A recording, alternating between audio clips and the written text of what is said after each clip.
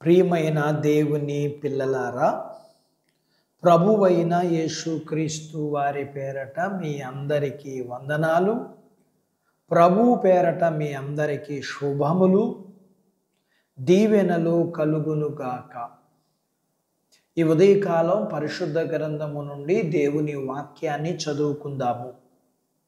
యాకోబు రాసిన పత్రిక 1వ అధ్యాయము 5వ వచనాన్ని చదువుకుందాము. మీలో ఎవనికైనను జ్ఞానము కొదువుగా ఉన్న ఎడల అతడు దేవుణ్ణి అడగవలెను, అప్పుడు అది అతనికి అనుగ్రహింపబడును. ఆయన ఎవనిని గద్దింపక అందరికీ ధారాళముగా దయచేయువాడు. దేవుడు తన మాటలు మన అందరి కొరకు దీవించునుగాక. ఆమేన్. ప్రియమైన దేవుని పిల్లలారా, మీలో ఎవనికైనాను జ్ఞానము కొదువుగా ఉన్న ఎడల అని వ్రాయబడింది. కొదువుగా ఉన్న ఎడల అంటే ఏమిటి? నిజంగానే జ్ఞానము కొదువుగా ఉంది. మన మట్టుకు మనకు తెలియకుండా ఒక మార్గాన్ని ఎలా అనుసరించగలము, ఇంకా ఇతరులను ఎలా నడిపించగలం? మనది మట్టి బుర్ర కదా, మనలో కొంచెం కూడా జ్ఞానం ఉండదు కదా. మనము దేవుణ్ణి అడగవలెను అని ఆయనే చెప్పారు కదా. అందుకనే అడుగుదాం. మనం అతి క్లిష్టమైన విషయాలను అలాగే సులువైన విషయాలను ఎదుర్కొన తగిన పరలోకపు జ్ఞానము నింపమని ఆయనను అడుగుదాం. ఆయనే గనుక కాపాడకపోతే చాలా చిన్న పని చేసేటప్పుడు కూడా మనము మూర్ఖత్వాన్ని చూపిస్తాం. మనం చేయవలసింది కేవలం ఆయన్ని అడగడమే. మనం కేవలం విశ్వాసంతో అడిగితే ఆయన మనకు జ్ఞానం అనుగ్రహించి మన విషయంలో కృప చూపిస్తారు. అందును బట్టి మనము ఆయనకి కృతజ్ఞతాస్తుతులు చెల్లిద్దాం. ఈ లోక సంబంధమైన విషయాలలో తెలివైన వారు అనిపించుకున్న పెద్దలకు మరుగుపరిచిన జ్ఞానాన్ని చిన్నవారమైన మనకు అనుగ్రహిస్తారు. నీ మీద దృష్టి ఉంచి నీకు ఆలోచన చెప్పుదును అన్న దేవుని వాగ్దానం మనం కలిగి ఉన్నాం.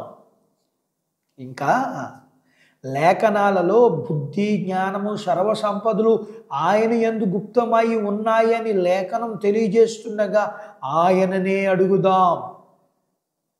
ఇంకా జ్ఞానము ఆయన యొద్ద ఉన్నది అని లేఖనాలు మనకు తెలియజేస్తుండగా యెహోవా యందు భయభక్తులు కలిగి ఉండుట జ్ఞానానికి మూలమని లేఖనం చెబుతుంది.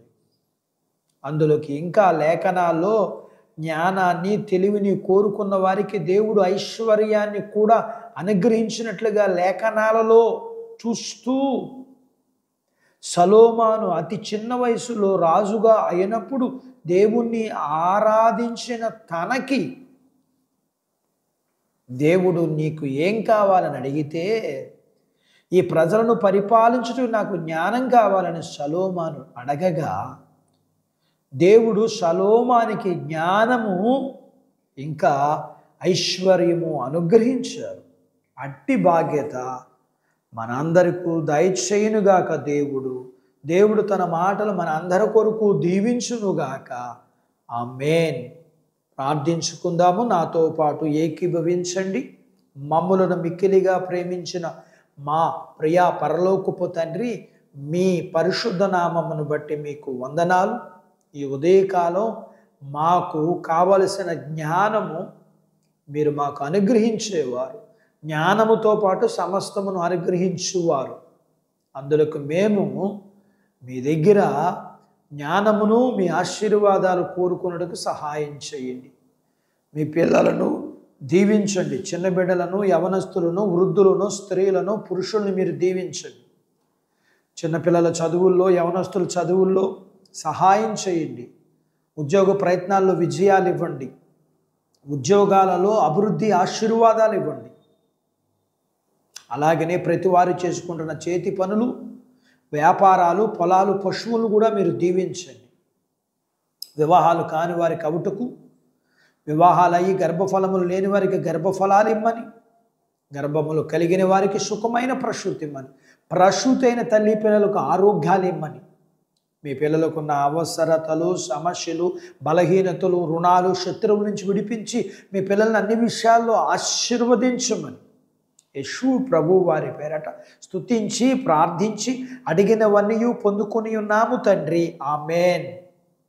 దేవుడు మిమ్మును దీవించునుగాక. ఆమెన్.